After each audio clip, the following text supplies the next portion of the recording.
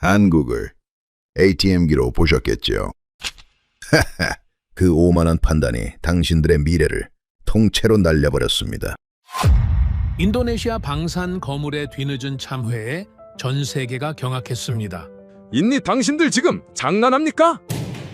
불과 얼마 전까지도 그들은 한국의 온갖 무례를 저지르고 분담금을 깎고 심지어 기밀까지 빼돌리려 해놓고 이제 와서 다시 같이 해보자고요. 장난합니까?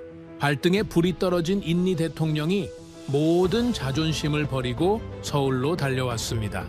세계 방산 시장의 슈퍼스타로 떠오른 한국의 위상 앞에서 인니 대통령이 고개를 숙여야만 했던 충격적인 이유, 그리고 대한민국이 50년간 숨겨온 치밀한 복수의 실체까지 지금 시작합니다. 그 전에 잠깐 1초 만에 누를 수 있는 좋아요 버튼을 꾹 눌러주시면 영상 제작에 아주 큰 힘이 됩니다.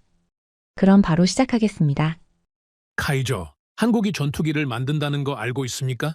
새벽 2시 전화기 너머로 오래된 동료의 목소리가 들려왔습니다. 저는 웃었습니다. 아니, 비웃었다고 하는 게 정확하겠죠. 알고 있습니다. 그래서요?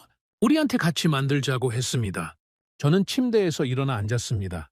뭐라고요? 한국이 우리한테? 공동 개발입니다. 비용 분담하고 기술도 이전받고. 순간 머릿속에서 계산이 시작됐습니다. 25년간 방산 전략을 분석해온 저의 본능이 말하고 있었죠. 이건 기회가 아닙니다. 이건 함정입니다. 저는 전화기를 귀에서 떼고 잠시 생각했습니다. 한국, 빠른 나라죠. 반도체도 만들고 자동차도 만들고 배도 만듭니다. 하지만 전투기는 다릅니다.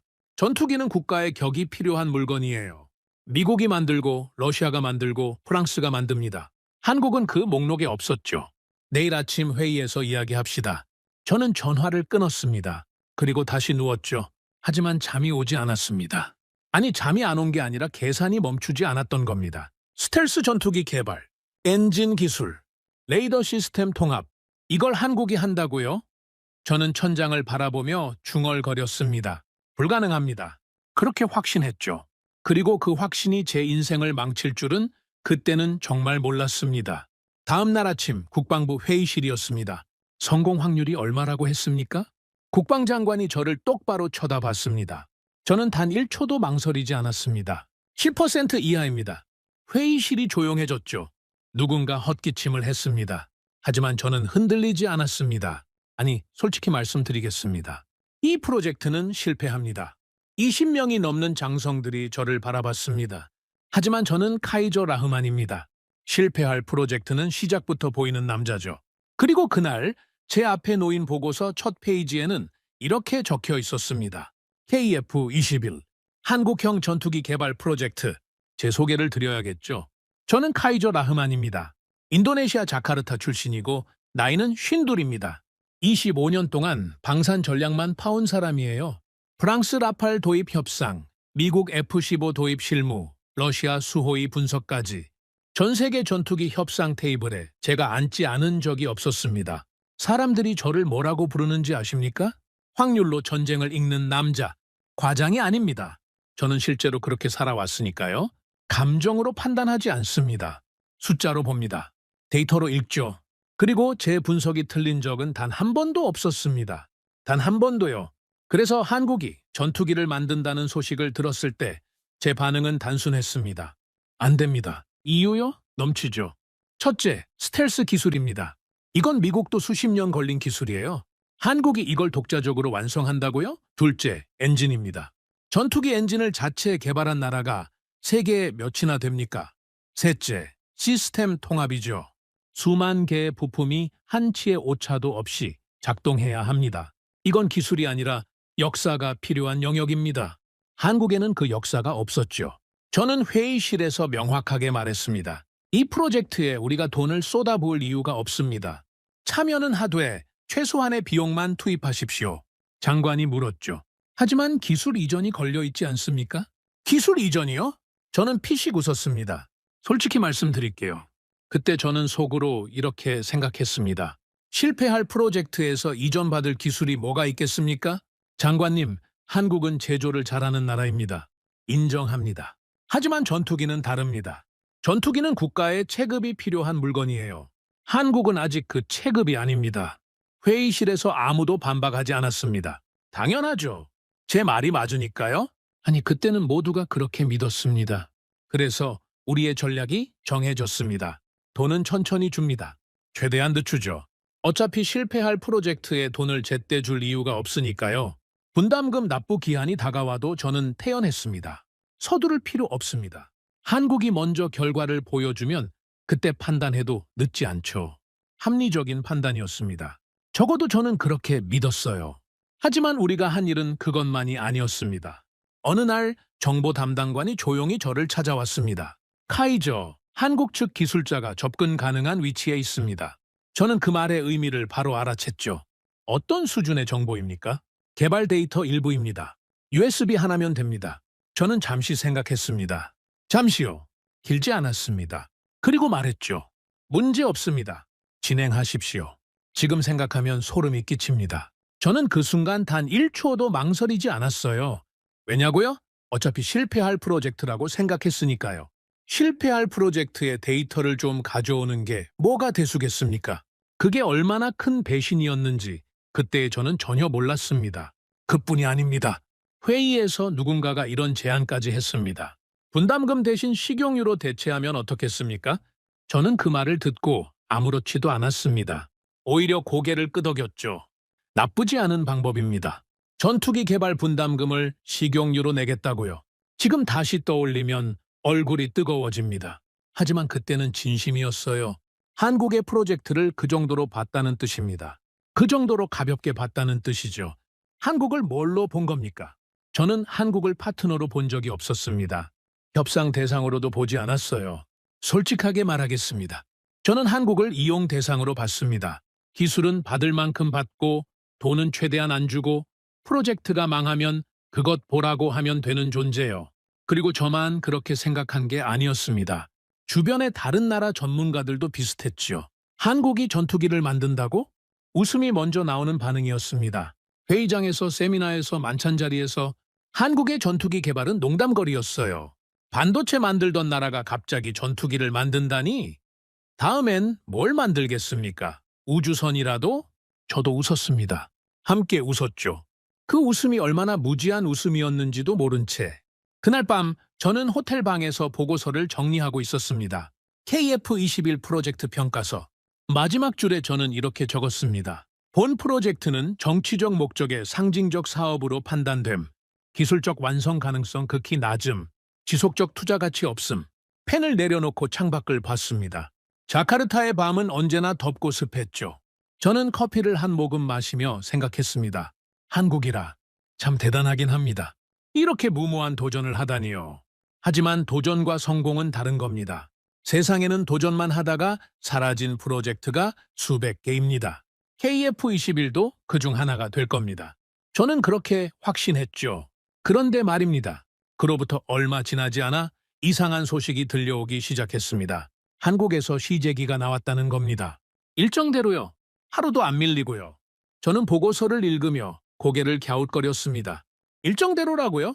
25년간 방산을 분석해온 제가 단언합니다. 전투기 개발이 일정대로 진행되는 경우는 없습니다. 없어요. 미국도 안 되고 러시아도 안 되고 유럽도 안 됩니다. 그런데 한국이 일정대로 했다고요? 저는 보고서를 덮으며 중얼거렸습니다. 한 번쯤은 그럴 수 있죠. 그때까지만 해도 저는 여유로웠습니다. 이건 운이라고 생각했으니까요. 한 번의 성공은 실력이 아닙니다. 운이죠. 진짜 실력은 반복에서 나오는 겁니다. 하지만 그 반복이 시작될 줄은 그때의 저는 상상도 하지 못했습니다. 저는 그때 확신했습니다. 우리가 이 게임의 주인이라고요? 한국이 KF21 공동 개발을 제안했을 때 솔직히 말하면 저는 속으로 웃고 있었습니다. 왜냐고요? 한국은 우리가 필요했으니까요. 인도네시아의 참여가 없으면 이 프로젝트는 국제 공동 개발이라는 이름을 붙일 수가 없었습니다. 명분이 없는 거죠. 그리고 명분이 없는 무기 개발은 예산을 따내기가 어렵습니다.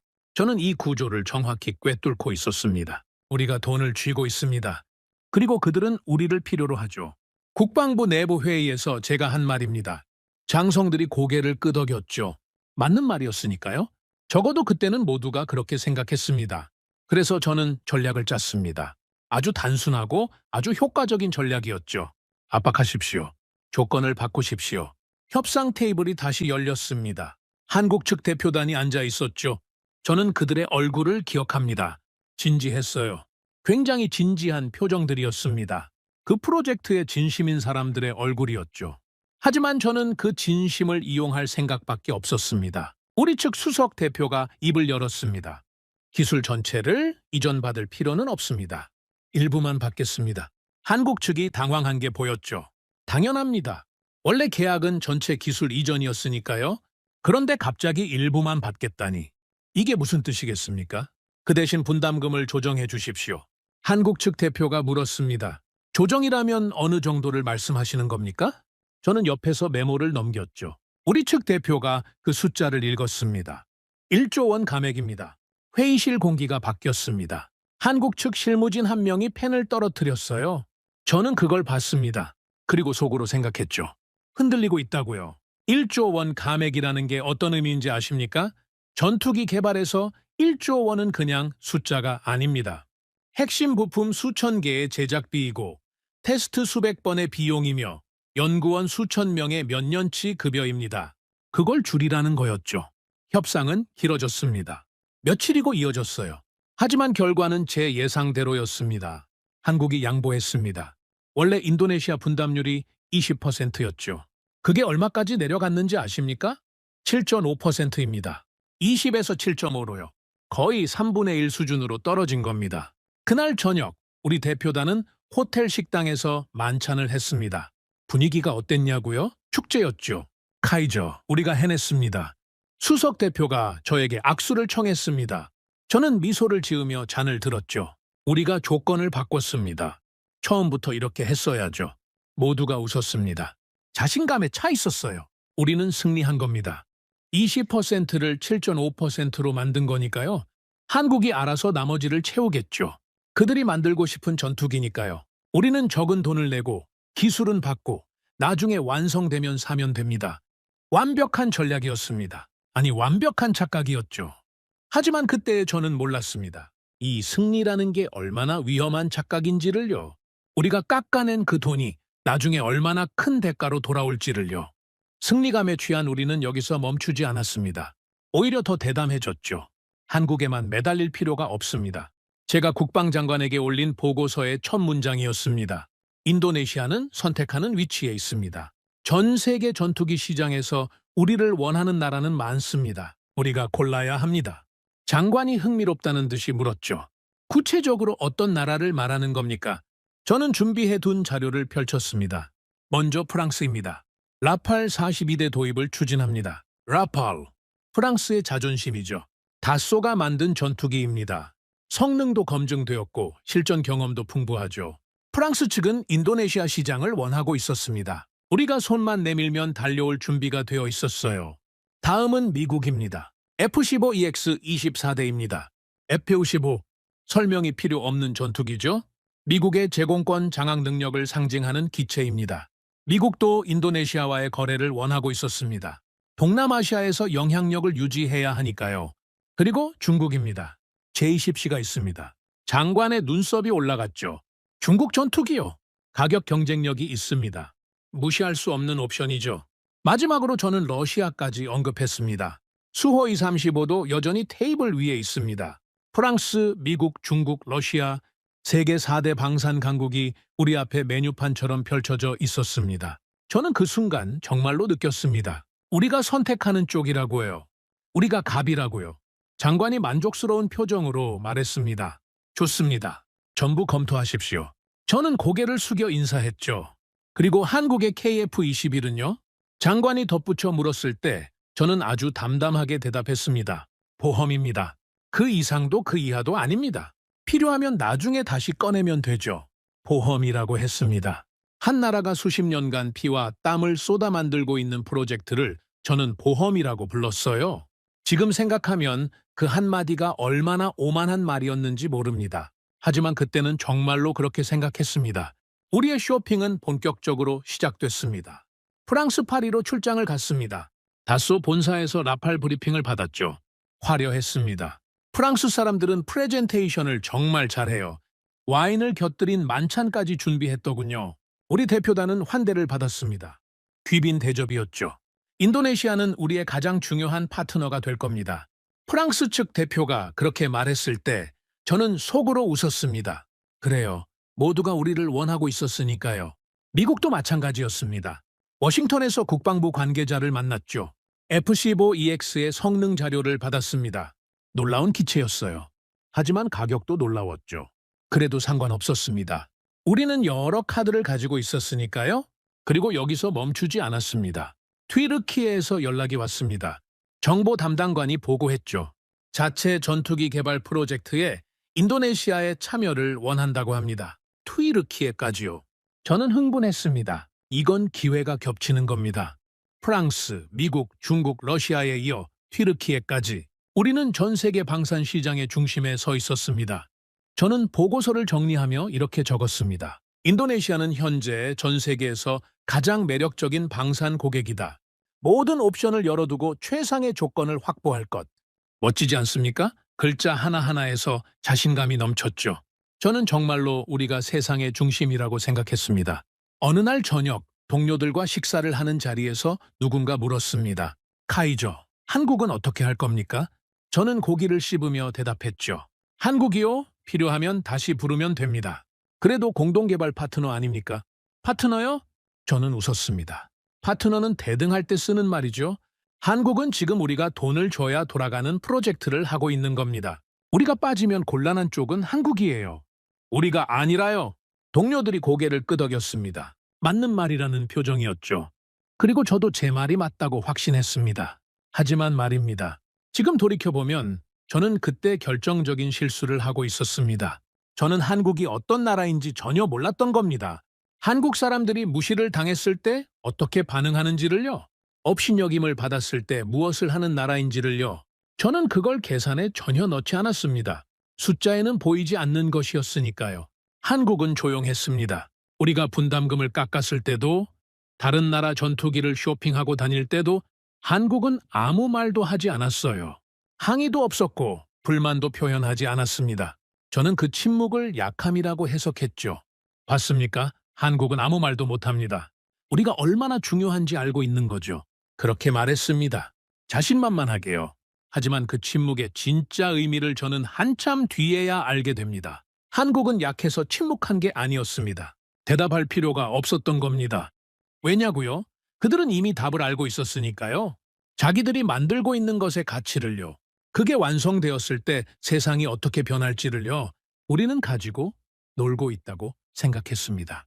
한국을 카드 한 장 정도로 여기고 이리저리 돌려보고 필요하면 꺼내고 필요 없으면 서랍에 넣어두면 된다고 생각했죠. 하지만 실제로는 정반대였습니다. 가지고 놀리고 있던 건 우리 자신이었습니다. 우리가 프랑스에서 와인을 마시고 있을 때 한국은 엔진을 조립하고 있었습니다. 우리가 미국에서 브리핑을 받고 있을 때 한국은 테스트를 준비하고 있었죠. 우리가 중국과 러시아 사이에서 저울질을 하고 있을 때 한국은 한 발짝도 멈추지 않았습니다. 그리고 그 걸음이 어디까지 갔는지 저는 곧 알게 됩니다. 그때까지만 해도 저는 여전히 웃고 있었습니다. 세상 모든 것이 제 계산대로 돌아가고 있다고 믿으면서요. 인도네시아는 선택하는 나라이고 한국은 선택당하는 나라라고 확신하면서요. 그 확신이 산산조각 나는 데는 그리 오래 걸리지 않았습니다. 이상한 일이 벌어지기 시작한 건 그로부터 몇 달 뒤였습니다. 그날도 저는 평소와 다름없이 사무실에 앉아 있었죠. 커피 한 잔을 앞에 놓고 각국 방산 동향 보고서를 훑고 있었습니다.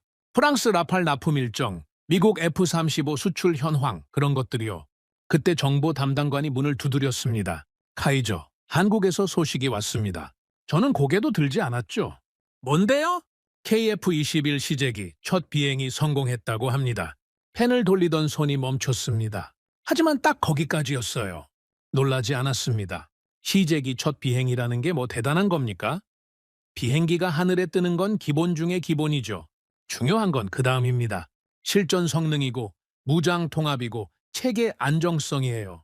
그래서요? 떴으면 됐죠. 다음 보고 올려주십시오. 저는 그렇게 넘겼습니다. 담담하게요. 아니 정확히 말하면 관심이 없었던 겁니다.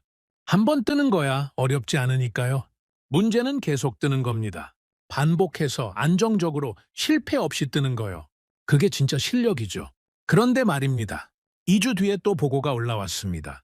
카이저 두 번째 비행도 성공입니다. 저는 커피를 마시며 고개를 끄덕였죠. 됐습니다. 한 달 뒤에 또 올라왔습니다. 세 번째, 네 번째 비행 모두 성공입니다. 이번에는 제가 먼저 물었죠. 실패는요? 없습니다. 지연은요? 없습니다. 일정 정확히 맞추고 있습니다. 저는 보고서를 받아들었습니다. 처음으로 제대로 읽었어요. 날짜를 확인했죠. 계획 대비 실제 진행률을 비교했습니다. 정확했습니다. 하루도 안 밀리고 있었어요. 그래도 저는 동요하지 않았습니다. 이 정도는 있을 수 있는 일이니까요. 초반에 순조로운 프로젝트는 많습니다. 문제는 중반 이후에 터지죠. 복잡한 시스템을 통합하기 시작하면 반드시 문제가 나옵니다. 저는 그걸 25년간 지켜봐 왔으니까요. 아직 초반입니다. 지켜보면 됩니다. 제가 동료들에게 한 말입니다. 여유로웠죠. 아직은요. 그런데 그 여유가 점점 줄어들기 시작했습니다. 석 달이 지났습니다. 보고가 계속 올라왔죠. 5번째 비행 성공, 6번째 비행 성공, 7번째, 8번째 전부 성공이었습니다. 그리고 보고서 끝에 항상 같은 문장이 붙어 있었어요. 사고 건수 제로, 실패 건수 제로, 일정 지연 제로, 제로. 전부 제로였습니다. 저는 책상 위에 보고서를 내려놓고 안경을 벗었습니다. 눈을 비볐죠. 그리고 다시 읽었습니다. 숫자는 변하지 않았어요. 이건 좀 이상하지 않습니까? 제가 분석팀장에게 물었습니다. 팀장이 고개를 갸웃거렸죠. 어떤 부분이 이상하다는 말씀이십니까? 실패가 없다는 겁니다. 전투기 개발에서 실패가 한 번도 없다는 게 말이 됩니까? 팀장이 잠시 생각하더니 대답했습니다. 운이 좋은 걸 수도 있죠. 운이요? 저는 피식 웃었습니다. 하지만 그 웃음이 예전 같지 않았어요. 여유가 아니라 불편함이 섞인 웃음이었죠. 운으로 전투기가 10번 연속 성공적으로 비행합니까? 운으로 일정이 하루도 안 밀립니까? 팀장이 대답하지 못했습니다. 저도 대답을 모르긴 마찬가지였죠. 그날 밤 저는 사무실에 혼자 남아서 과거 데이터를 꺼냈습니다. 제가 25년간 분석해온 전 세계 전투기 개발 프로젝트 기록이죠. 미국의 F-35 프로젝트. 개발 기간 얼마나 지연됐는지 아십니까? 7년입니다. 예산 초과는 수백억 달러였죠. 소프트웨어 결함, 구조 균열, 엔진 화재. 문제가 끝없이 터졌습니다. 유럽의 유로파이터. 이것도 마찬가지였어요. 참여국 간 의견 충돌, 기술 통합 실패, 일정 지연. 완성까지 거의 20년이 걸렸습니다. 러시아의 수호이 57, 예산 부족, 엔진 결함, 시제기 추락 사고. 수십 년간 완성하지 못하고 있었죠. 이게 전투기 개발의 현실입니다. 세계 최강 대국들도 이 모양인 겁니다. 실패하고 지연되고 예산이 폭발하고. 그게 정상이에요. 그게 전투기라는 물건입니다. 그런데 한국은 실패가 연기라고요? 저는 데이터를 옆에 나란히 놓고 비교했습니다. 미국, 러시아, 유럽, 그리고 한국. 4개의 그래프가 눈앞에 펼쳐졌죠. 미국 그래프는 위아래로 널뛰기를 하고 있었습니다. 러시아는 중간에 뚝 끊어진 구간이 있었죠. 유럽은 완만하지만 한없이 늘어지는 곡선이었습니다. 그리고 한국의 그래프는 직선이었습니다. 계획선과 실제 진행선이 거의 겹쳐 있었어요. 마치 자로 그은 것처럼요. 저는 모니터를 바라보며 한참을 앉아 있었습니다. 아무 말도 하지 못했죠. 이건 통계적으로 이상합니다. 혼잣말이었습니다. 아무도 듣지 못했죠. 하지만 제 목소리가 떨리고 있었다는 건 저 자신이 알고 있었습니다. 다음 날 저는 분석팀 전체를 소집했습니다. 한국 프로젝트를 다시 분석하십시오. 팀원들이 의아한 표정을 지었죠. 다시요? 이미 평가가 끝나지 않았습니까? 끝난 게 아닙니다. 데이터가 맞지 않습니다. 젊은 분석관 한 명이 손을 들었습니다. 카이저, 혹시 우리의 초기 평가가 틀렸을 가능성은 없습니까? 회의실이 순간 조용해졌죠. 모두가 저를 봤습니다. 저는 그 젊은 분석관을 똑바로 쳐다봤습니다. 뭐라고 했습니까? 데이터를 보면 한국의 진행 속도와 성공률은 우리 예측 모델의 범위를 벗어나 있습니다. 이건 2가지 중 하나입니다. 한국이 데이터를 조작하고 있거나 아니면 우리 모델이 틀렸거나. 저는 손으로 테이블을 쳤습니다. 3개는 아닙니다. 하지만 충분히 소리가 났죠. 우리 모델이 틀렸다고요? 이 모델은 제가 15년간 만들어 온 겁니다. 전 세계 모든 방산 프로젝트를 분석해서 만든 예측 시스템이에요. 미국 프로젝트도 맞췄고, 러시아 프로젝트도 맞췄고, 유럽 프로젝트도 맞췄습니다. 그 모델이 틀렸다고요? 젊은 분석관이 움찔했습니다. 하지만 물러서지 않았어요. 카이저, 저는 데이터를 말씀드리는 겁니다. 감정이 아니라요? 그 한마디가 가슴에 꽂혔습니다. 데이터를 말한다고요. 감정이 아니라고요. 저는 25년간 감정을 배제하고 데이터만으로 판단해온 사람입니다. 그런 제게 감정이 아니라 데이터를 보라는 말을 듣다니요. 하지만 인정할 수 없었습니다. 아직은요. 다시 분석하십시오. 한국의 데이터에 조작이 없는지 확인하십시오. 그게 제가 내린 지시였습니다. 데이터가 이상하면 데이터가 잘못된 거라고 생각했던 거죠. 한국이 성공하고 있다는 사실을 인정하는 것보다 한국이 거짓말을 하고 있다고 믿는 게 더 편했으니까요. 분석팀이 2주간 작업했습니다. 한국 측에서 공개된 자료, 국제감시기구의 보고서, 위성 촬영 데이터까지 전부 끌어모았죠. 그리고 결과가 나왔습니다. 카이저, 조작 흔적은 없습니다. 뭐라고요? 데이터는 사실입니다. 한국은 실제로 이 성과를 내고 있습니다. 저는 보고서를 받아들고 한 장 한 장 넘겼습니다. 페이지마다 같은 결론이었어요. 조작 없음, 실제 성과, 일정 준수, 실패 0. 보고서를 덮고 나서 저는 의자에 깊이 기대 앉았습니다. 천장을 바라봤죠. 자카르타의 오후 햇살이 창문으로 들어오고 있었습니다. 하지만 저에게는 그 햇살이 보이지 않았어요.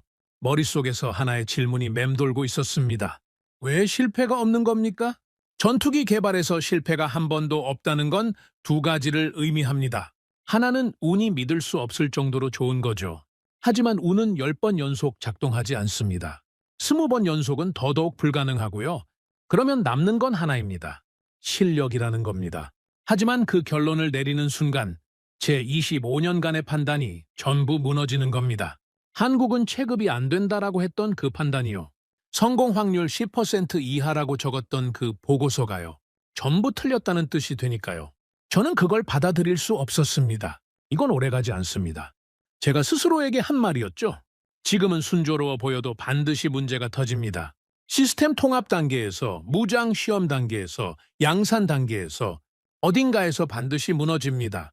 그게 전투기 개발이니까요. 저는 그렇게 믿기로 했습니다. 아니, 그렇게 믿어야만 했습니다. 제 세계가 무너지지 않으려면요. 하지만 회의실 분위기는 확실히 달라져 있었습니다. 예전에는 한국 이야기가 나오면 웃음이 먼저였죠. 농담거리였으니까요.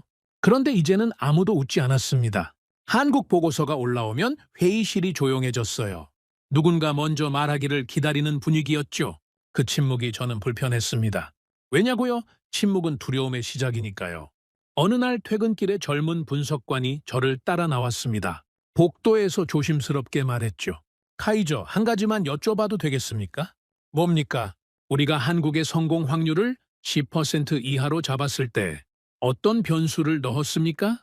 기술 수준, 개발 경험, 산업 기반, 국제협력 네트워크 전부 넣었습니다. 하나 빠진 게 있지 않습니까? 저는 멈춰 섰습니다. 뭐가 빠졌다는 겁니까? 젊은 분석관이 조심스럽게 대답했습니다. 의지요. 한국이라는 나라의 의지. 그건 숫자로 환산이 안 되는 거 아닙니까? 저는 아무 말도 하지 않았습니다. 돌아서서 걸었죠. 엘리베이터 버튼을 누르며 속으로 중얼거렸습니다. 의지라고요? 의지로 전투기가 만들어지면 세상 모든 나라가 전투기를 가지고 있겠죠. 그렇게 일축했습니다.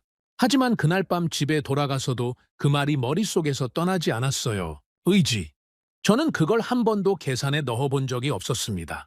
당연하죠. 의지는 숫자가 아니니까요. 제 모델에 넣을 수 있는 변수가 아니었습니다. 하지만 한국의 데이터는 제 모델로 설명이 안 됐습니다. 어떤 변수를 넣어도, 어떤 가중치를 적용해도 한국의 성공률은 제 예측 범위 밖에 있었어요. 그건 제 모델에 뭔가가 빠져 있다는 뜻이었죠. 그리고 그 빠진 뭔가가 의지라면 저는 고개를 저었습니다. 아닙니다. 아직은 아니에요. 아직 결론을 내리기엔 이릅니다. 데이터가 더 필요합니다. 시간이 더 필요하죠. 하지만 마음 한구석에서 작은 목소리가 들려왔습니다. 아주 작은 목소리요. 카이저, 혹시 네가 틀린 건 아닐까? 저는 그 목소리를 무시했습니다. 이불을 당기고 눈을 감았죠. 하지만 잠이 오지 않았습니다. 25년 만에 처음이었어요. 분석 때문에 잠을 못 이룬 건요. 다음 날 아침 사무실에 출근했을 때 책상 위에 새 보고서가 놓여 있었습니다. KF-21 시제기 5호기 비행 테스트 완료. 모든 항목 합격. 저는 보고서를 집어들었다가 다시 내려놓았습니다. 그리고 창밖을 바라봤죠. 자카르타의 하늘은 언제나처럼 뿌옇고 습했습니다. 하지만 그 뽀얀 하늘 너머 어딘가에서 한국의 전투기가 날고 있었습니다. 제가 불가능하다고 했던 그 전투기가요. 제가 7% 이하라고 적었던 그 프로젝트가요. 날고 있었습니다. 실패 없이요. 그리고 저는 그때부터 아주 서서히, 아주 천천히 무너지기 시작했습니다. 제 스스로도 모르게요. 무너지고 있었습니다. 저의 확신이요. 하지만 저는 인정하지 않았습니다. 아니, 인정할 수가 없었죠. 25년입니다. 25년간 쌓아올린 분석 모델이, 경험이, 판단력이 틀렸다는 걸 어떻게 받아들입니까? 그건 제 인생 전체가 틀렸다는 뜻이잖아요. 그래서 저는 버텼습니다. 끝까지 버티기로 했죠. 보고서가 올라올 때마다 저는 같은 말을 반복했습니다. 아직입니다. 아직 진짜 고비가 안 왔을 뿐이에요. 초음속 비행 테스트 성공 소식이 들려왔습니다. 마하 1초 1을 돌파했다는 보고였죠. 제 책상 위에 사진까지 첨부되어 있었습니다. 한국의 전투기가 구름을 뚫고 올라가는 장면이었어요. 저는 그 사진을 뒤집어 놓았습니다. 초음속이요? 초음속은 기본입니다. 그 정도는 어떤 전투기든 합니다. 분석팀장이 조심스럽게 말했죠.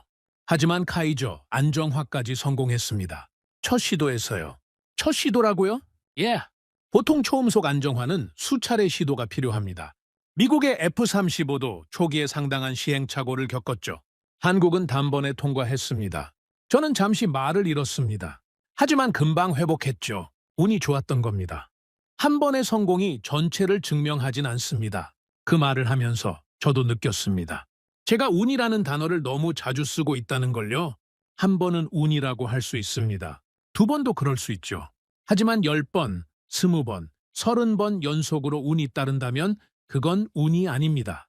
그건 실력이죠. 하지만 입 밖으로는 절대 그 말을 꺼내지 않았습니다. 며칠 뒤 더 큰 소식이 날아왔습니다. KF-21 무장 장착 테스트 완료. 공대공 미사일 통합 성공. 무장 통합이라는 게 얼마나 어려운 건지 아십니까? 전투기 몸체에 미사일을 다는 게 아닙니다. 레이더가 목표를 잡고 컴퓨터가 사격 재원을 계산하고 발사 시스템이 정확한 타이밍에 작동해야 합니다. 수만 개의 부품이 한치의 오차 없이 맞물려 돌아가야 하는 거예요. 이 단계에서 실패하는 프로젝트가 부지기수입니다. 미국도 여기서 수년을 허비했죠. 한국은 통과했습니다. 예정대로요. 저는 보고서를 읽고 또 읽었습니다. 세 번째 읽을 때 손이 떨리고 있다는 걸 알아챘죠. 급히 보고서를 내려놓고 양손을 무릎 위에 올렸습니다. 떨림을 감추려고요. 그날 오후 긴급 분석 회의를 소집했습니다. 현재까지 한국의 테스트 결과를 전부 정리하십시오. 빠짐없이요. 팀원들이 작업에 들어갔습니다. 2시간 뒤 화이트보드의 전체 현황이 정리됐죠. 시제기 비행 테스트, 성공. 초음속 비행 테스트, 성공. 무장 장착 테스트, 성공.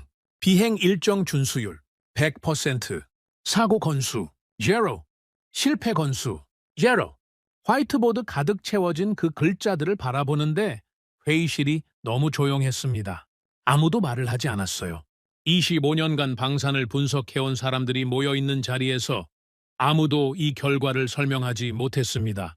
제가 먼저 입을 열었죠. 이 데이터에 대한 해석을 듣겠습니다. 침묵이 이어졌습니다. 서로의 눈치만 보고 있었어요. 결국 그 젊은 분석관이 입을 열었습니다. 지난번에 복도에서 저한테 의지 이야기를 했던 그 친구요. 카이저, 솔직히 말씀드리겠습니다.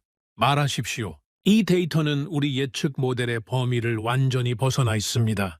어떤 보정을 해도 설명이 안 됩니다. 결론은 하나밖에 없습니다. 뭡니까? 우리 초기 평가가 틀렸습니다. 한국의 기술 수준을 우리가 과소평가한 겁니다. 회의실에 무거운 공기가 내려앉았습니다. 모두가 저를 봤죠. 제 반응을 기다리고 있었습니다. 저는 천천히 일어섰습니다. 화이트보드 앞으로 걸어갔죠. 그 숫자들을 하나하나 짚어봤습니다. 성공, 성공, 성공, 제로, 제로, 제로. 그리고 돌아서며 말했습니다. 이건 지속될 수 없습니다. 젊은 분석관의 얼굴에 실망이 스치는 게 보였어요. 하지만 저는 멈추지 않았습니다. 전투기 개발에는 반드시 고비가 옵니다. 지금까지 순조로웠다고 해서 앞으로도 그러리란 법은 없습니다. 시스템 통합, 양산 단계, 운용 시험. 아직 넘어야 할 산이 많습니다. 하지만 카이저, 보고서를 수정하십시오. 제가 말을 잘랐죠. 현재 진행 상황은 인정하되 장기 전망은 유보로 유지합니다. 그리고 결론에 이렇게 추가하십시오. 현재 성과는 지속 가능성이 불확실하며 추가 관찰이 필요하다. 팀원들이 고개를 숙였습니다. 반박하는 사람은 없었어요. 하지만 동의하는 표정도 아니었죠. 그냥 포기한 얼굴이었습니다. 더 이상 저를 설득하는 건 불가능하다고 판단한 거죠. 회의가 끝나고 모두 나갔습니다. 저만 회의실에 남았죠. 화이트보드를 지우려고 마커 지우개를 들었습니다. 하지만 손이 움직이지 않았어요. 성공 제로.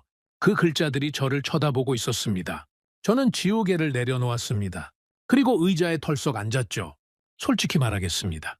그 순간 저는 알고 있었어요. 제가 틀렸다는 걸요. 데이터가 전부 말하고 있었으니까요. 숫자는 거짓말을 하지 않습니다. 그건 제가 25년간 믿어온 원칙이었죠. 숫자는 거짓말을 하지 않는다. 감정을 배제하고 데이터만 보라. 그게 제 철학이었습니다. 그런데 지금 저는 뭘 하고 있었습니까? 데이터가 말하는 진실을 외면하고 감정에 매달려서 버티고 있었던 겁니다. 제가 가장 경멸하던 행동을 제가 하고 있었어요. 자존심이었습니다. 순수하게 자존심이었죠. 한국이 해냈다는 걸 인정하는 순간 저는 25년간 틀린 판단을 내려온 사람이 되는 겁니다. 성공 확률 10% 이하라고 적은 그 보고서가 제 무덤이 되는 거죠. 그걸 견딜 수가 없었습니다. 그래서 저는 더 깊이 부정했습니다. 더 단단하게 벽을 쌓았죠. 한국은 결국 무너집니다. 반드시요. 매일 아침 거울을 보며 그렇게 되뇌었습니다. 주문처럼요? 기도처럼요? 그렇게 말하면 정말로 그렇게 될 것 같았으니까요. 하지만 현실은 제 주문을 들어주지 않았습니다. 다음 달 또 보고서가 올라왔습니다. KF-21 발사 시험 성공, 공대지 미사일 명중률 목표치 초과 달성. 저는 보고서를 읽지 않았습니다. 책상 서랍에 넣어버렸죠. 그 다음 달에도 올라왔습니다. 야간 비행 테스트 전 항목 통과, 악천 후 조건 비행 안정성 확인, 서랍에 넣었습니다. 또 올라왔습니다. 체계 통합 시험 1차 완료, 예정 일정 준수, 서랍에 넣었습니다. 서랍이 가득 찼습니다.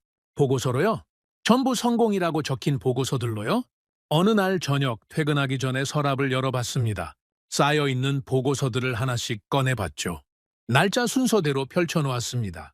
처음 것부터 마지막 것까지 전부 같은 결론이었습니다. 저는 그 보고서들을 바라보며 오래도록 앉아 있었습니다. 사무실 불이 꺼져도 움직이지 않았죠. 어둠 속에서 보고서의 흰 종이만 희미하게 빛나고 있었습니다. 그때 깨달았습니다. 제가 서랍에 넣은 건 보고서가 아니었어요. 현실이었습니다. 제가 보고 싶지 않은 현실을 서랍에 밀어넣고 문을 닫아버린 겁니다. 하지만 서랍 속에서도 현실은 사라지지 않았죠. 오히려 쌓이기만 했습니다.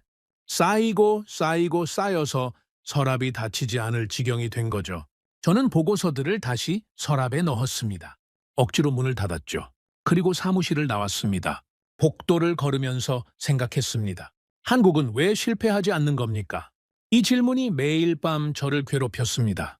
잠들기 전에 떠오르고 새벽에 눈을 뜨면 가장 먼저 생각나는 질문이었죠. 왜 실패하지 않습니까? 전투기 개발은 실패하는 게 정상입니다. 미국도 실패합니다. 러시아도 실패하죠. 그게 이 분야의 법칙이에요. 그런데 한국만 그 법칙을 무시하고 있었습니다.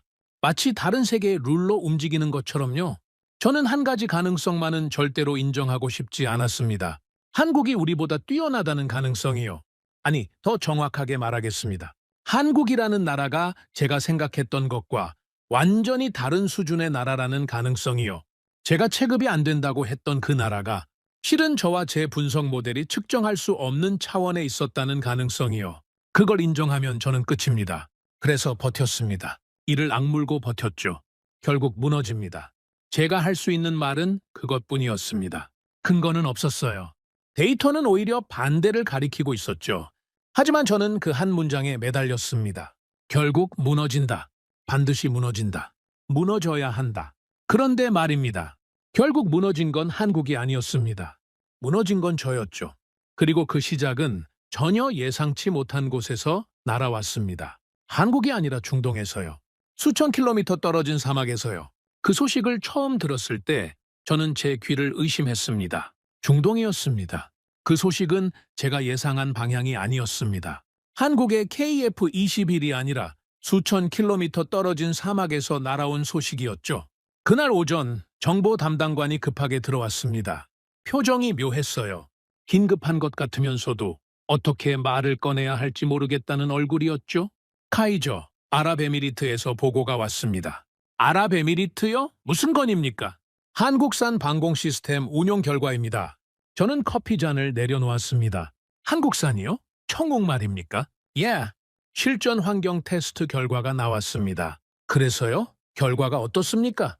담당관이 보고서를 내밀었습니다. 저는 받아들고 첫 페이지를 펼쳤죠. 현지 평가 요약이라고 적혀 있었습니다. 그 아래 한 줄이 눈에 들어왔습니다. 압도적 신뢰성, 미국산 대비 반응 속도 우위, 유지 보수 비용 현저히 낮음. 저는 보고서를 덮었습니다. 그리고 웃었죠. 중동은 항상 과장합니다. 진심이었습니다. 중동 국가들의 무기 평가는 종종 과장되죠. 정치적 목적이 있으니까요. 새로 도입한 무기가 형편없다고 발표할 나라가 어디 있겠습니까? 자기네 돈으로 산 건데요. 당연히 좋다고 하겠죠. 참고만 하겠습니다. 다른 보고 있습니까? 저는 그렇게 넘겼습니다. 완전히 무시한 건 아니지만 심각하게 받아들이지도 않았죠. 중동의 평가라는 건 원래 그런 거니까요. 그런데 문제는 그 다음이었습니다. 일주일 뒤 같은 보고가 또 올라왔습니다. 아랍에미리트 추가 평가, 한국산 방공체계, 연속 요격 테스트, 전 항목 통과. 저는 고개를 갸웃거렸습니다. 또요. 2주 뒤에 또 올라왔습니다. 현지 군 관계자 평가. 한국산 시스템은 기존 운용 중인 미국산 패트리어트 대비 실전 대응력에서 우위를 보임. 이번에는 제가 먼저 담당관을 불렀습니다. 이 보고 출처가 어딥니까? 현지 주재 무관실입니다. 직접 확인한 자료입니다. 직접 확인이요? 예. 실제 운용 데이터를 기반으로 한 평가입니다. 저는 의자에 등을 기대고 천장을 바라봤습니다. 실제 운용 데이터라고요? 그건 과장이 아니라는 뜻입니다. 정치적 수사가 아니라 실제 숫자를 기반으로 한 평가라는 거죠. 그래도 저는 버텼습니다. 한 번 더요. 표본이 적을 수 있습니다. 좀 더 지켜봅시다. 하지만 속으로는 이상한 느낌이 올라오고 있었습니다. 뭐라고 설명하기 어려운 느낌이요. 마치 아주 먼 곳에서 천둥 소리가 들려오는 것 같았죠. 아직 비가 오지는 않았지만 분명히 어딘가에서 폭풍이 다가오고 있다는 느낌이었습니다. 그리고 그 폭풍은 정말로 왔습니다. 한 달 뒤 결정적인 자료가 들어왔습니다. 카이저, 이건 직접 보셔야 합니다. 분석팀장이 가져온 자료였습니다. 아랍에미리트가 자체적으로 실시한 비교 평가 자료였죠. 미국산, 유럽산, 그리고 한국산 방공 시스템을 동일 조건에서 테스트한 결과였습니다.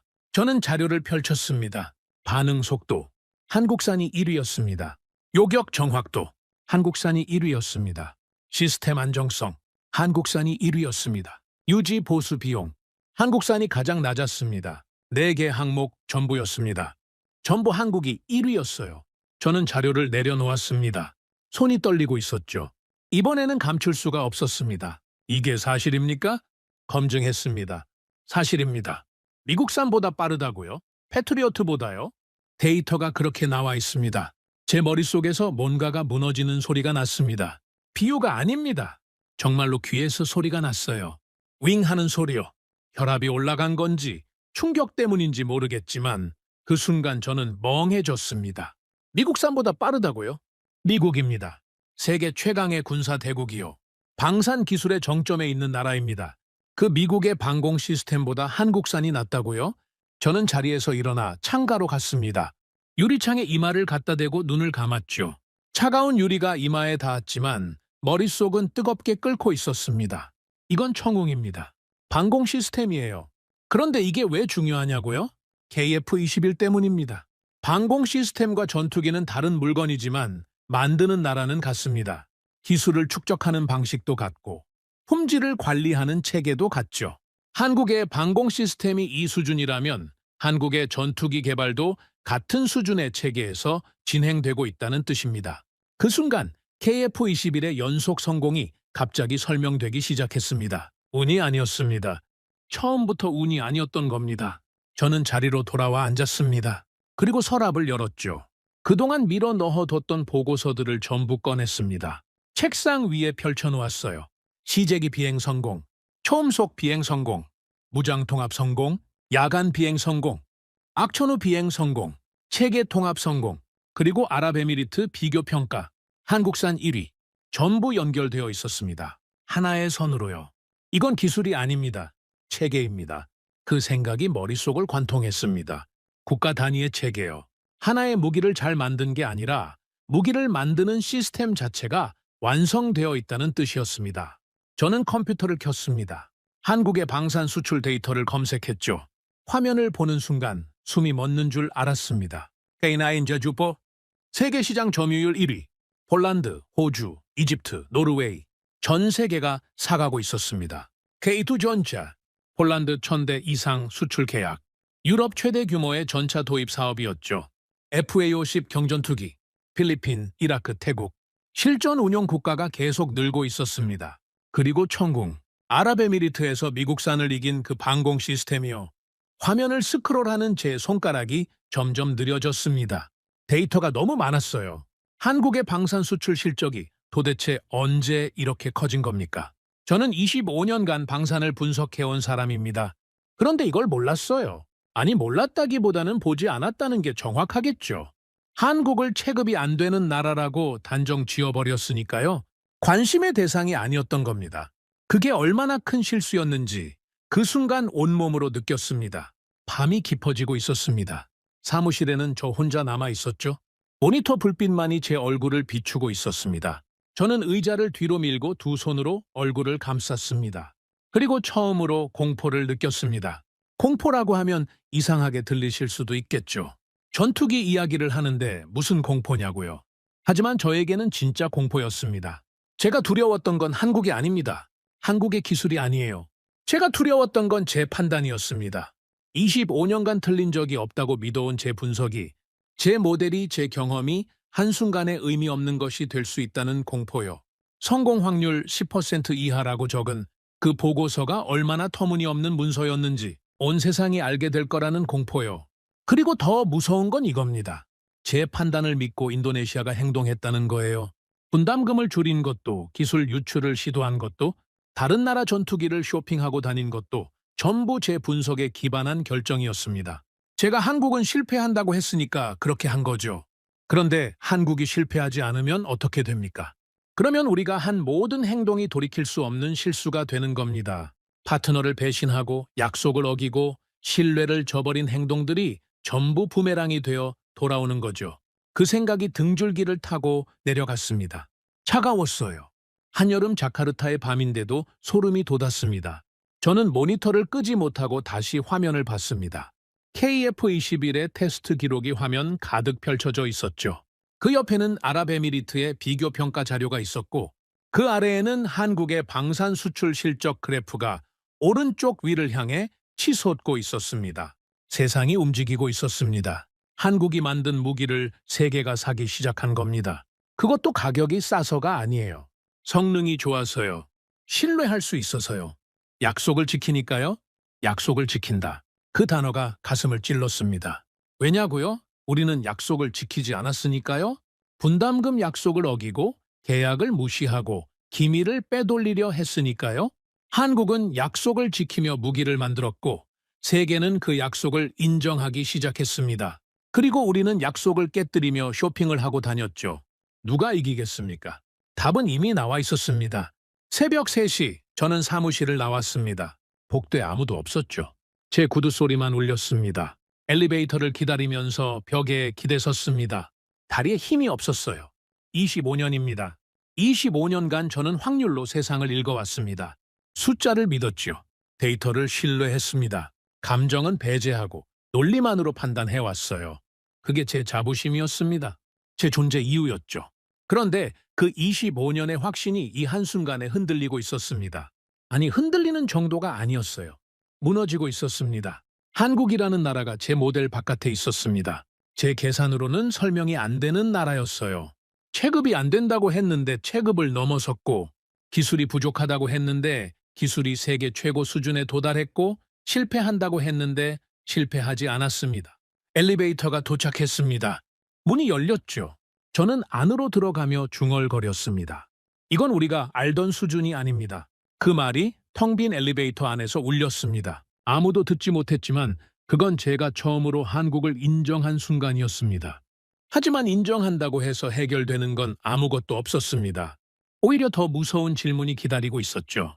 한국이 정말로 이 전투기를 완성하면 우리는 어떻게 되는 겁니까? 공동개발 파트너를 배신한 나라, 약속을 어긴 나라, 기밀을 빼돌리려 한 나라, 분담금을 깎고 식용유로 때우려 한 나라. 그런 나라에게 한국이 다시 손을 내밀어 줄까요? 저는 답을 알고 있었습니다. 하지만 입 밖으로 꺼낼 수 없었죠. 그날 밤 집에 돌아와서 저는 서재에 들어갔습니다. 불도 켜지 않고 의자에 앉았죠. 어둠 속에서 오래도록 앉아 있었습니다. 그리고 생각했습니다.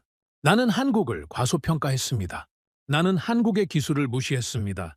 나는 한국의 약속을 가볍게 여겼습니다. 그리고 그 판단에 국가의 미래를 걸었습니다. 이 네 문장이 머릿속에서 반복됐습니다. 몇 번이고 몇 번이고요.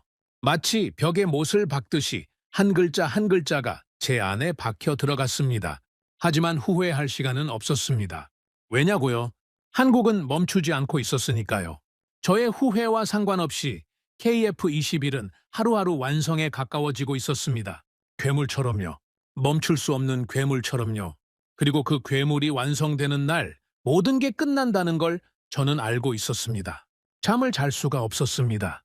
아랍에미레이트 비교평가 자료를 본 그날 이후로 저는 매일 밤 뒤척였습니다. 눈을 감으면 숫자가 보였어요. 반응 속도 1위, 요격 정확도 1위, 시스템 안정성 1위, 전부 한국이었죠. 그 숫자들이 어둠 속에서 빛나면서 저를 조롱하고 있었습니다. 그러던 어느 새벽이었습니다. 시계를 보니 4시였죠. 또 잠에서 깬 겁니다. 저는 침대에 누운 차에 천장을 바라보다가 갑자기 벌떡 일어났습니다. 더 이상 이렇게는 안 됩니다. 피하면 안 됩니다. 서랍에 넣어두면 안 돼요. 제대로 봐야 합니다. 한국이라는 나라를 처음부터 다시 봐야 합니다. 저는 서재로 들어갔습니다. 컴퓨터를 켜고 의자에 앉았죠. 그리고 검색창에 한 줄을 입력했습니다. 한국 방위산업 발전 역사. 화면이 바뀌었습니다. 자료가 쏟아져 나왔죠. 저는 처음부터 읽기 시작했습니다. 한 줄도 빠뜨리지 않고요. 그리고 저는 곧 깨달았습니다. 제가 얼마나 무지했는지를요. 한국의 방위산업이 언제 시작됐는지 아십니까? 1970년대입니다. 그때 한국은 뭐가 있었겠습니까? 가난한 나라였죠. 전쟁이 끝난 지 20년밖에 안 된 나라였습니다. 산업 기반도 부족했고 기술력은 말할 것도 없었어요. 그런데 그때부터 시작한 겁니다. 총을 만들고 탄약을 만들고 장갑차를 만들었죠. 아무것도 없는 데서요. 기술이 없으면 배웠고 부품이 없으면 만들었습니다. 실패했습니까? 당연히 실패했죠. 수도 없이 실패했습니다. 하지만 멈추지 않았어요. 실패하면 원인을 찾았습니다. 고쳤습니다. 다시 만들었죠. 또 실패하면 또 고쳤습니다. 그게 10년이 됐고 20년이 됐고 30년이 됐습니다. 저는 화면을 스크롤하면서 연도별 기록을 따라갔습니다. 마치 한 편의 영화를 보는 것 같았어요. 1980년대 한국은 K1 전차를 만들었습니다. 자국산 전차의 시작이었죠. 완벽하지 않았습니다. 문제도 있었어요. 하지만 만들어냈습니다. 1990년대 K9 자주포 개발이 시작됐습니다. 자주포라는 게 뭔지 아십니까? 스스로 움직이면서 포를 쏘는 장비입니다. 이걸 잘 만들려면 차체 기술, 포 기술, 사격 통제 기술이 전부 합쳐져야 하죠. 한국은 이걸 해냈습니다. 그리고 K9이 지금 어떻게 됐는지 아십니까? 세계에서 가장 많이 팔리는 자주포가 됐습니다. 폴란드가 샀고, 호주가 샀고, 이집트가 샀고, 노르웨이가 샀습니다. 인도도 샀죠. 세계의 군사 강국들이 줄을 서서 사가는 자주포입니다. 2000년대 K2 전차가 등장했습니다. K1의 후속이죠. 이건 수준이 달랐습니다. 세계 최고 수준의 전차로 평가받았어요. 그리고 폴란드가 1000대 이상 계약했습니다. 유럽 국가가 아시아 전차를 1000대 이상 산다는 게 무슨 의미인지 아십니까? 그건 기술을 인정했다는 뜻입니다. 아무리 싸도 성능이 안 되면 1000대를 사지 않아요. 저는 화면에서 눈을 떼지 못했습니다. 커피가 식어가는 것도 몰랐죠. 자료를 읽으면 읽을수록 하나의 패턴이 보였습니다. 실패, 학습, 개선, 성공, 그리고 다시 도전. 이게 반복되고 있었습니다. 수십 년 동안요. 총에서 시작해서 장갑차로, 장갑차에서 전차로, 전차에서 자주포로, 자주포에서 경전투기로, 경전투기에서 방공 시스템으로 한 단계 한 단계 올라가고 있었어요.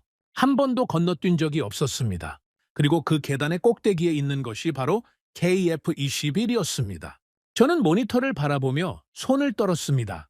이번에는 감출 생각도 하지 않았어요. 이건 하루아침에 만들어진 기술이 아니었습니다.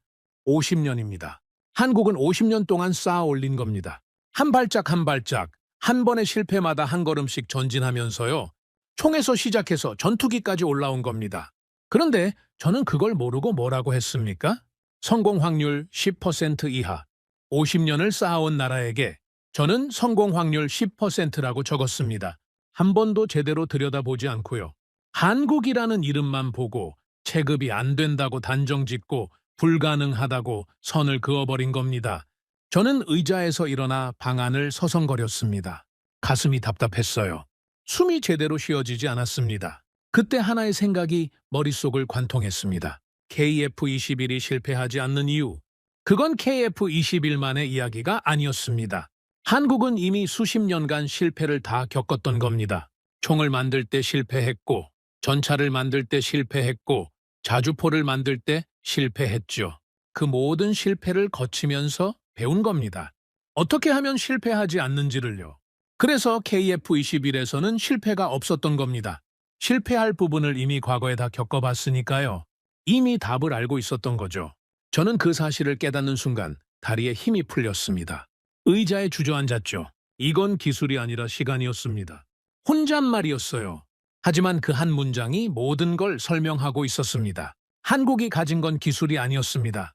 시간이었어요. 50년이라는 시간 동안 쌓아온 경험, 실패, 학습, 개선. 그 모든 것이 응축되어 KF-21이라는 결과물로 나온 겁니다. 그리고 우리는요, 인도네시아는 그 시간 동안 뭘 했습니까? 쇼핑을 했습니다.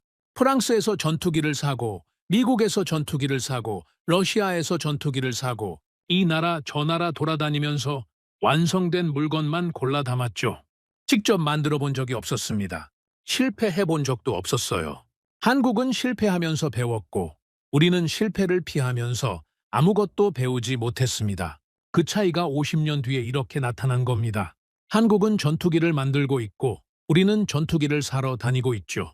한국은 선택받는 나라가 되었고, 우리는 선택해야 하는 나라로 남아 있습니다. 하지만 가장 아픈 건 그게 아니었습니다. 가장 아픈 건 신의였습니다. 저는 한국의 수출 기록을 다시 봤습니다. K9을 산 나라들, K2를 산 나라들, FA50을 산 나라들. 그 나라들이 한국을 선택한 이유가 뭘까 살펴봤죠. 성능이요? 물론 좋았습니다.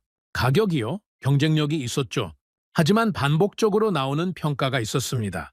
약속을 지킨다. 납기를 맞춘다. 계약대로 이행한다. 신의였습니다. 한국은 약속한 날짜, 약속한 품질로, 약속한 수량을 납품했습니다. 계약서에 적힌 대로요. 그게 당연한 거 아니냐고요? 아닙니다.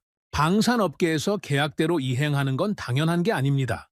미국도 지원하고 러시아도 지원하고 유럽도 지원합니다. 방산 납기 지원은 업계의 관행이나 다름없어요. 그런데 한국은 지켰습니다. 한 번도 빠짐없이요. 그게 신뢰가 된 겁니다. 한국이 만든 건 무기만이 아니었어요. 신뢰를 만든 겁니다. 그리고 우리는 그 신뢰를 짓밟았죠. 분담금을 안 냈습니다. 약속한 돈을 안 줬어요. 기한을 넘기고 금액을 깎고 식용유로 때우려고까지 했습니다. 기밀을 빼돌리려 했죠. 공동개발 파트너의 기술을 USB에 담아서 가져오려고까지 한 겁니다. 그 순간 저는 서재 바닥에 무릎을 꿇을 뻔했습니다. 우리가 한 일이 선명하게 보였습니다. 한국이 50년간 쌓아온 것과 우리가 5년간 무너뜨린 것이 대비되면서요. 한국은 신뢰를 쌓고 우리는 신뢰를 깨뜨렸습니다. 한국은 약속을 지키고 우리는 약속을 무시했죠.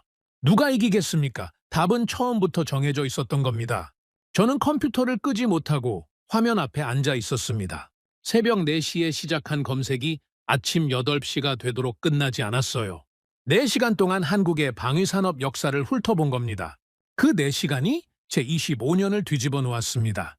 출근 시간이 됐지만 저는 움직일 수가 없었습니다. 몸이 무거웠어요. 마치 납덩이를 삼킨 것 같았죠. 결국 사무실에 전화를 걸어 오전 회의를 취소했습니다. 카이저, 괜찮으십니까? 목소리가 안 좋습니다. 비서의 말에 저는 짧게 대답했죠. 좀 쉬겠습니다. 하지만 쉰 게 아닙니다. 쉴 수가 없었어요. 머릿속이 폭풍이었으니까요. 오후가 되어서야 겨우 사무실에 나갔습니다.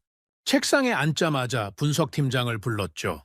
새로운 보고서를 준비하십시오. 팀장이 의아한 표정을 지었습니다. 어떤 내용입니까? 한국 방위산업 전체 분석입니다. KF-21만이 아니라 한국의 방산 역사 전체를요. 무기 체계별 발전 과정, 수출 실적, 기술 수준 변화 전부 넣으십시오. 전체를요? 그건 상당한 시간이 걸립니다. 일주일 드리겠습니다. 팀장이 나간 뒤 저는 혼자 앉아서 생각했습니다. 이제 어떻게 해야 합니까? 데이터는 명확했습니다.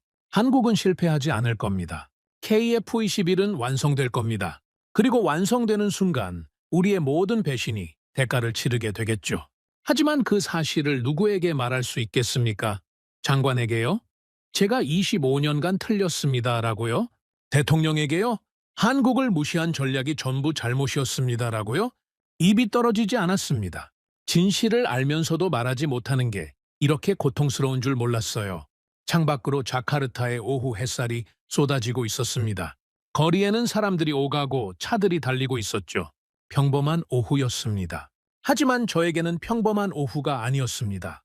50년을 쌓아온 나라와 그 50년을 무시한 사람, 그 사이의 격차가 얼마나 되는지 저는 그날 처음으로 이해했습니다. 그리고 그 격차는 돈으로도, 협상으로도, 어떤 전략으로도 모을 수 없다는 것까지요. 물 수 있는 건 단 하나였습니다. 시간뿐이었죠. 하지만 우리에게는 그 시간이 없었습니다. 우리가 쇼핑을 하는 동안 한국은 50년을 앞서갔으니까요.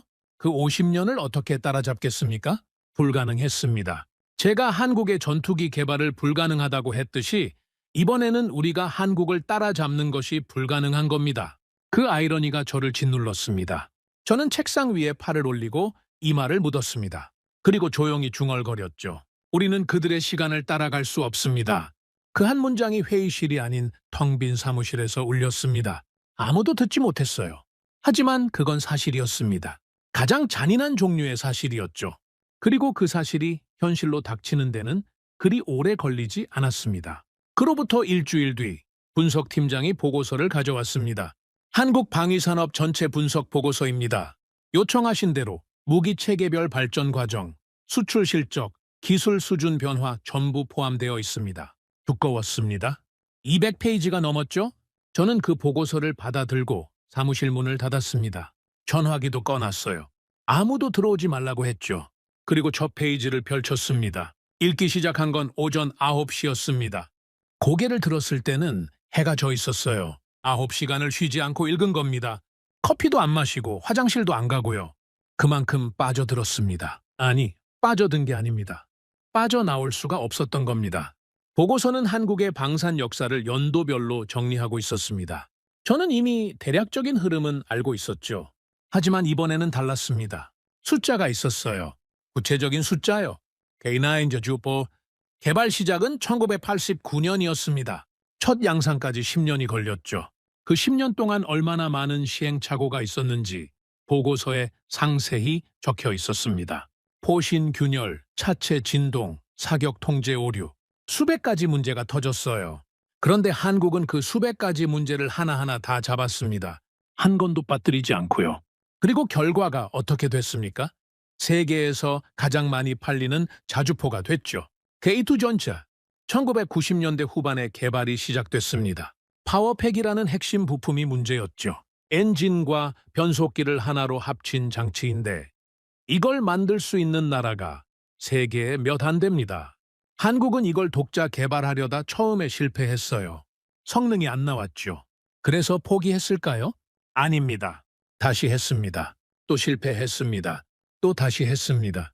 몇 년을 그렇게 반복했죠. 그리고 결국 해냈습니다. 독자 파워팩을 완성한 겁니다. 보고서를 읽으면서 저는 계속 같은 패턴을 발견했습니다. 실패합니다. 분석합니다. 고칩니다. 다시 도전합니다. 성공합니다. 그리고 다음 단계로 올라갑니다. 이 과정이 50년 동안 반복된 겁니다. 멈추지 않고요. 저는 보고서 여백에 메모를 했습니다. 한국 무기체계의 발전 순서를요. 소총, 장갑차, 전차, 야주포, 함정, 잠수함, 경전투기, 방공 시스템, 그리고 그 끝에 KF-21이 있었습니다. 이걸 보는 순간 모든 것이 명확해졌습니다. KF-21은 시작이 아니었습니다. 끝이었어요. 아니, 끝이라기보다는 완성이었죠. 50년간 한 계단씩 올라온 한국 방위산업의 마지막 계단이었습니다. 꼭대기에 놓인 마지막 조각이었어요. 그래서 실패가 없었던 겁니다. 이 계단을 올라오면서 실패할 건 이미 다 실패한 겁니다. 배울 건 이미 다 배운 거고요. KF-21에 투입된 기술자들은 K9을 만들면서 배운 사람들이고 K2를 만들면서 단련된 사람들이며 FA-50을 만들면서 항공 기술을 익힌 사람들이었습니다. 50년의 경험이 한 곳에 모인 겁니다. 그게 KF-21이었죠. 저는 펜을 내려놓고 눈을 감았습니다. 머릿속에서 두 개의 그림이 겹쳐지고 있었어요. 한쪽에는 한국이 있었습니다. 50년 동안 한 계단씩 느리지만 멈추지 않고 올라가는 모습이요. 넘어져도 다시 일어나고 실패해도 다시 도전하고 비가 와도 눈이 와도 누가 비웃어도 걸음을 멈추지 않는 모습이었습니다. 다른 한쪽에는 우리가 있었습니다. 인도네시아요? 엘리베이터를 타고 올라가려는 모습이었죠. 아니, 엘리베이터도 아닙니다. 남이 만들어 놓은 꼭대기에서 완성품만 골라 사는 모습이었어요. 직접 계단을 올라가 본 적이 단 한 번도 없었습니다. 그 차이가 지금 이 결과를 만든 겁니다. 한국은 전투기를 만들고 있고 우리는 전투기를 사러 다니고 있습니다. 한국은 세계가 줄을 서서 사가는 무기를 만들고 있고 우리는 세계 여기저기를 돌아다니며 뭘 살지 고민하고 있죠. 같은 시간이었습니다. 같은 50년이었어요. 하지만 그 50년을 어떻게 보냈느냐에 따라 결과가 완전히 달라진 겁니다. 저는 보고서를 덮고 의자에 깊이 기대 앉았습니다. 천장에 형광등이 눈에 들어왔죠. 하얗고 차가운 빛이었습니다. 그때 한 가지 생각이 더 떠올랐습니다. 이게 진짜 아팠어요. 한국의 그 50년 동안 세계가 뭐라고 했는지 아십니까? 비웃었습니다. 한국이 전차를 만든다고 했을 때 웃었습니다. 한국이 자주포를 만든다고 했을 때 코웃음을 쳤죠. 한국이 잠수함을 만든다고 했을 때 고개를 저었습니다. 그리고 한국이 전투기를 만든다고 했을 때 저를 포함한 전 세계 전문가들이 비웃었죠. 하지만 한국은 그 비웃음에 대답하지 않았습니다. 항의도 않았고 변명도 않았어요. 그냥 만들었습니다. 묵묵히 꾸준히 멈추지 않고 그리고 완성된 결과물로 대답한 겁니다. K9으로 대답했습니다. 세계 1위 자주포로요. K2로 대답했습니다. 천대 수출 계약으로요. 청웅으로 대답했습니다. 미국산보다 낫다는 평가로요. 한국은 말로 대답하는 나라가 아니었습니다. 결과로 대답하는 나라였어요. 그런데 저는 그 나라를 뭐라고 했습니까? 체급이 안 된다. 50년을 쌓아온 나라에게 체급이 안 된다고 했습니다. 저는 두 손으로 얼굴을 감쌌습니다. 부끄러웠습니다. 25년간 방산을 분석해왔다는 사람이 가장 기본적인 것을 보지 못했다는 게 부끄러웠어요. 기본적인 것이 뭐냐고요? 축적입니다. 기술은 하루아침에 만들어지지 않습니다. 돈으로도 살 수 없어요. 시간이 필요합니다. 실패가 필요하죠. 그 시간과 실패를 견뎌낸 나라만이 진짜 기술을 갖게 되는 겁니다. 한국은 그 시간을 견뎌냈습니다. 50년이라는 시간을요. 그리고 우리는 그 시간을 돈으로 사려고 했죠. 프랑스에서 사고, 미국에서 사고, 러시아에서 사고, 돈만 내면 된다고 생각했습니다. 하지만 돈으로 살 수 있는 건 물건이지 기술이 아닙니다. 물건은 쓰면 닳지만 기술은 쓸수록 잘합니다. 그 차이를 저는 25년 동안 몰랐던 겁니다. 보고서를 읽은 다음 날, 저는 오전 회의에 들어갔습니다. 장성들과 분석관들이 앉아 있었죠. 정례보고 회의였습니다. 누군가 라팔 도입 일정에 대해 발표하고 있었어요. 프랑스 측과 납기 조정이 필요합니다. 예정보다 8개월 지연될 수 있습니다. 8개월 지연이요. 저는 속으로 쓴웃음을 지었습니다. 다음 발표자가 F-15EX건을 보고했습니다. 미국 측에서 가격 재조정을 요구하고 있습니다. 기존 합의보다 15% 인상입니다. 15% 인상이요. 또 올리겠다는 겁니다. 회의가 끝나고 저는 복도를 걸으면서 생각했습니다. 프랑스는 납기를 지원하고 있습니다. 미국은 가격을 올리고 있죠. 이게 우리가 선택한 쇼핑의 현실입니다. 우리가 갑이라고 생각했지만 실제로는 그들이 조건을 정하고 있었어요. 사는 쪽이 을입니다. 만드는 쪽이 갑이죠. 그런데 한국은 어땠습니까? KF-21 공동개발에서 한국이 납기를 지원한 적이 있었습니까? 없었습니다. 일정대로 정확하게 한 번도 어긋나지 않았죠. 우리가 분담금을 안 냈는데도요. 우리가 돈을 깎았는데도요. 우리가 기밀을 빼돌리려 했는데도요. 한국은 그 모든 걸 당하면서도 일정을 지켰습니다. 약속을 지킨 겁니다. 왜요? 왜 그랬을까요? 돈도 제대로 못 받으면서 파트너한테 배신을 당하면서 왜 묵묵히 일정을 지켰을까요? 저는 한참을 생각했습니다. 그리고 하나의 결론에 도달했죠. 자존심이었습니다. 한국의 자존심이요. 한국에게 KF-21은 단순한 전투기가 아니었습니다. 국가의 증명이었어요. 우리가 할 수 있다는 것을 세계에 보여주는 프로젝트였죠. 그래서 인도네시아가 배신하든 말든 돈을 주든 안 주든 상관없이 만든 겁니다. 완성해야 했으니까요. 자기 자신을 위해서요?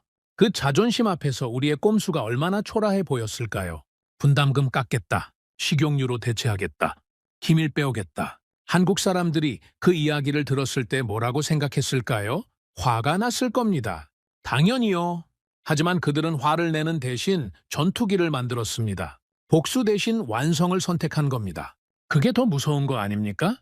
소리치고 항의하는 건 두렵지 않습니다. 진짜 두려운 건 조용히 일하는 겁니다. 아무 말 없이 결과를 만들어내는 거요. 한국이 바로 그랬습니다. 어느 날 저녁, 저는 사무실에서 보고서를 다시 펼쳐놓고 인도네시아와 한국을 나란히 비교해봤습니다. 직접 표를 그렸죠. 한국, 축적, 인도네시아, 소비. 한국, 자체 개발, 인도네시아, 구매. 한국, 실패에서 학습, 인도네시아, 실패 회피. 한국, 약속 이행, 인도네시아, 약속 파기. 한국, 장기 투자, 인도네시아, 당위 선택, 5항목 전부였습니다. 전부 한국이 이기고 있었어요. 아니, 이긴다는 표현도 적절하지 않습니다. 차원이 달랐죠. 저는 그 표를 바라보며 오래도록 앉아 있었습니다. 펜을 들어 한 줄을 더 추가했죠. 한국, 전투기를 만든다. 인도네시아, 전투기를 사러 간다. 이게 50년의 결론이었습니다. 같은 시간을 보내고도 이렇게 다른 결과가 나온 겁니다. 펜을 내려놓으려다가 한 줄을 더 적었습니다. 손이 떨렸지만 적었어요. 한국, 선택받는 나라가 되었다. 인도네시아, 선택해야 하는 나라로 남았다. 그게 가장 아팠습니다. 우리는 항상 선택하는 쪽이라고 자부했잖아요. 프랑스 전투기를 선택하고 미국 전투기를 선택하고 우리가 갑이라고 생각했죠. 하지만 진짜 갑은 만드는 쪽이었습니다. 선택당하는 것처럼 보이지만 실제로는 기술을 가진 쪽이 모든 조건을 정하는 거죠. 우리는 그걸 뒤늦게야 깨달은 겁니다. 그리고 한국은 이제 그 자리에 서 있었습니다. 세계가 줄을 서서 한국의 무기를 사겠다고 하는 자리예요. 저는 그 표를 찢어버리고 싶었습니다. 하지만 찢지 않았어요. 서랍에 넣었죠? 이번에는 숨기려고 넣은 게 아닙니다. 기억하려고 넣은 겁니다. 제가 무엇을 잘못했는지를요? 다음 날 아침 출근길에 차 안에서 라디오를 들었습니다. 방산 관련 뉴스가 나오고 있었죠. 한국의 방산 수출이 올해 역대 최고치를 기록할 것으로 전망됩니다. 저는 핸들을 잡은 채 아무 말도 하지 못했습니다. 사무실에 도착해서 의자에 앉았을 때 정보 담당관이 또 찾아왔습니다. 카이저 KF-21 관련 새로운 보고가 있습니다. 뭡니까? 담당관의 표정이 심각했습니다.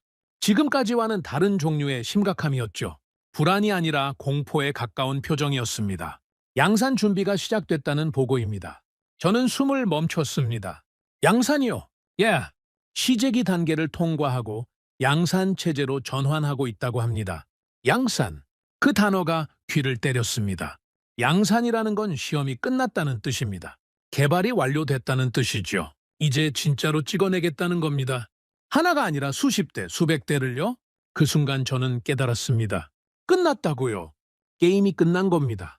우리가 한국을 무시하고 배신하고 비웃는 동안 한국은 조용히 전투기를 완성해버린 겁니다.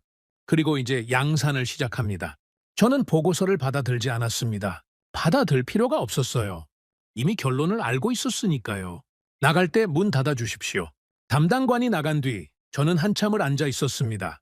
아무것도 하지 않았어요.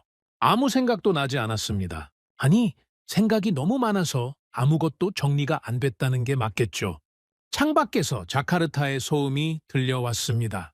경적 소리, 사람들 목소리, 바람 소리. 하지만 제 귀에는 다른 소리가 들리고 있었습니다. 수천 킬로미터 떨어진 한국의 어느 공장에서 전투기가 조립되는 소리요.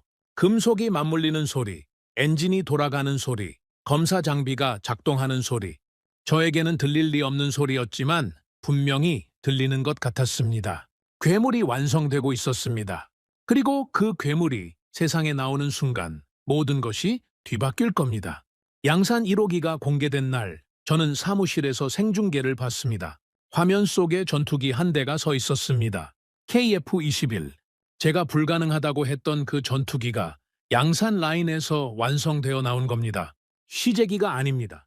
진짜 실전 배치용 전투기였어요. 카메라가 기체를 천천히 비추고 있었습니다. 매끄러운 동체, 날카로운 날개, 스텔스 설계가 적용된 표면. 아름다웠습니다. 아니, 아름답다는 말로는 부족했어요. 압도적이었습니다.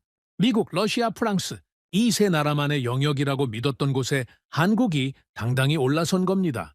세계에서 8번째로 초음속 전투기를 독자 개발한 나라, 그게 한국이었습니다.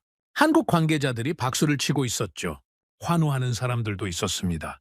기술자들이 서로 얼싸안고 있었어요. 어떤 사람은 울고 있었습니다. 50년의 꿈이 눈앞에서 현실이 된 순간이었으니까요. 하지만 저는 그 환호가 들리지 않았습니다. 화면만 바라보고 있었어요. 입술이 바짝 말라 있었죠.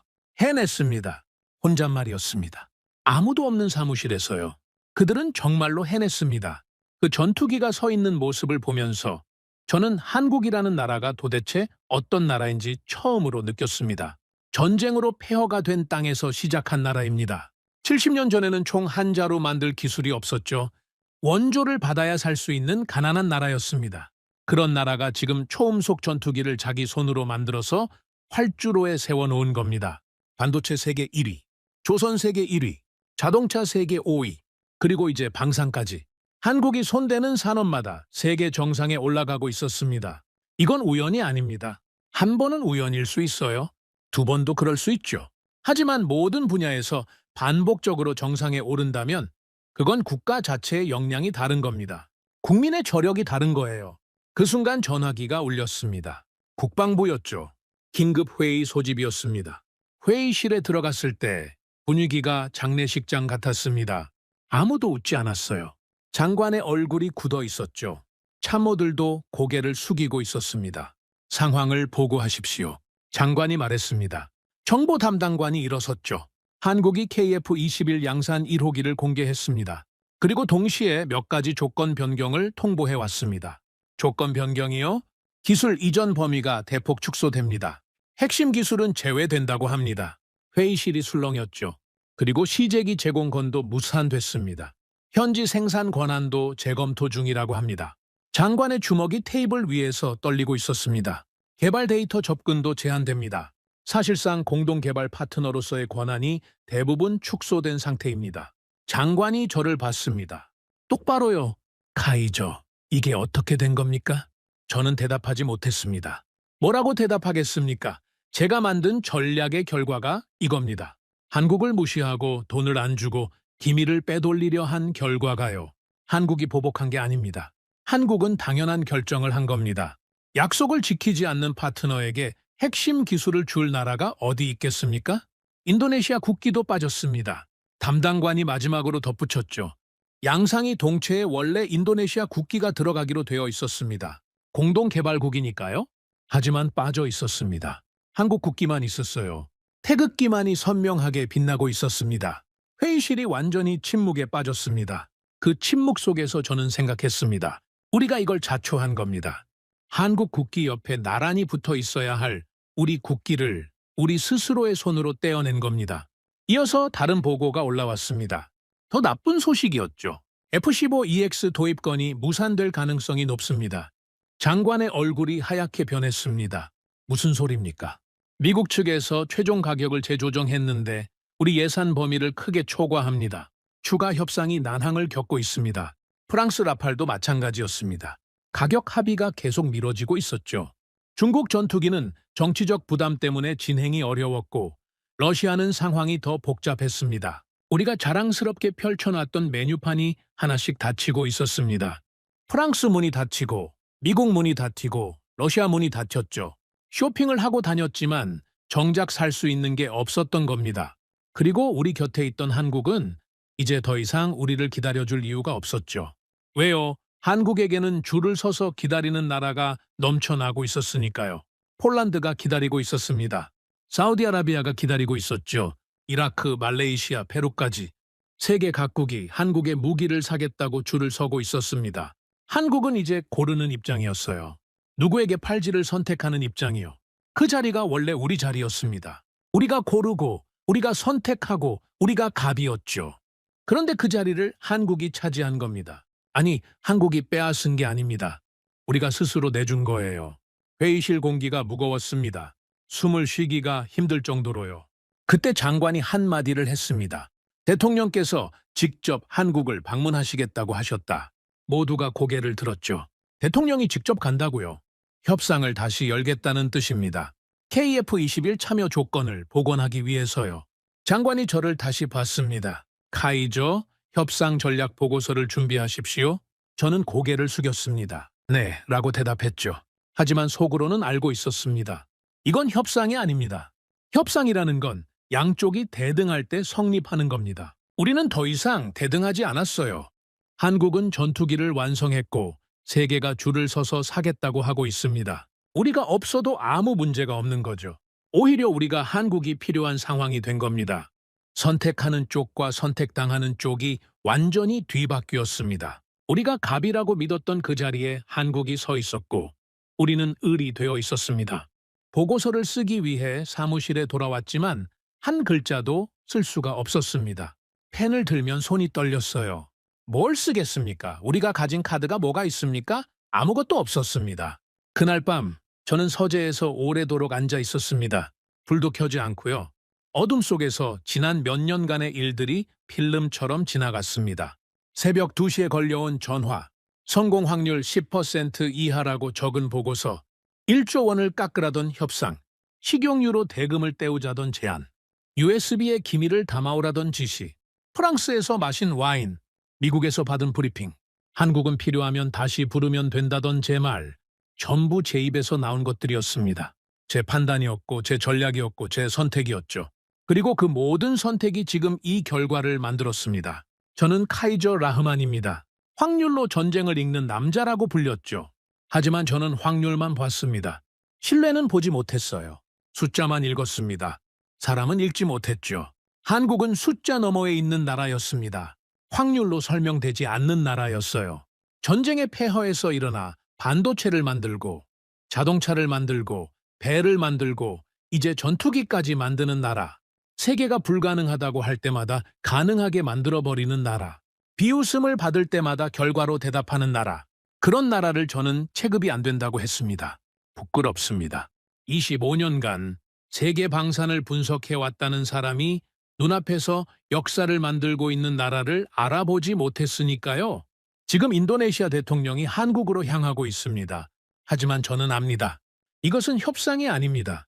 이미 끝난 선택을 되돌리려는 마지막 시도라는 것을요. 우리는 한국을 시험했다고 생각했습니다. 하지만 시험당한 것은 우리였습니다. 우리의 신의가 시험당했고 우리는 보기 좋게 떨어졌죠.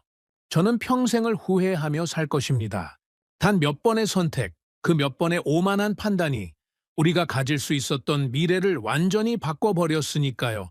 한국은 약속을 지켰고 우리는 그 약속을 가볍게 여겼습니다.